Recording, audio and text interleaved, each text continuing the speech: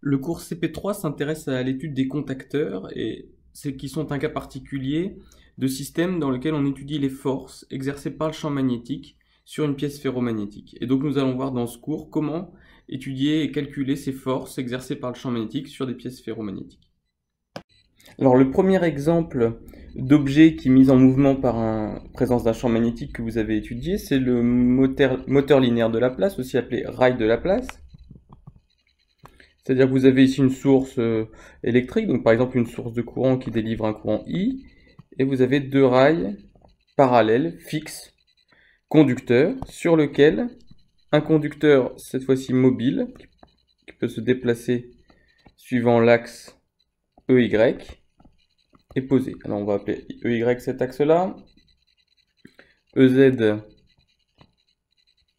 l'axe vers le haut, et EX l'axe qui vient vers nous.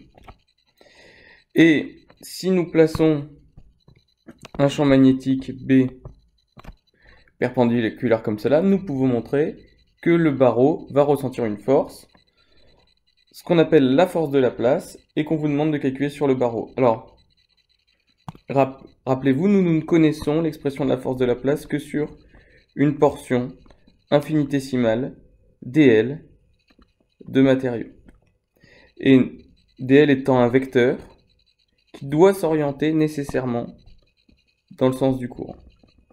Nous avons vu la formule pour la force de Laplace s'exerçant sur ce barreau élémentaire, et nous il s'agit de déterminer la force de Laplace qui s'exerce sur le barreau total bleu précédent. Donc à vous d'appliquer cette formule et de déterminer la force de Laplace.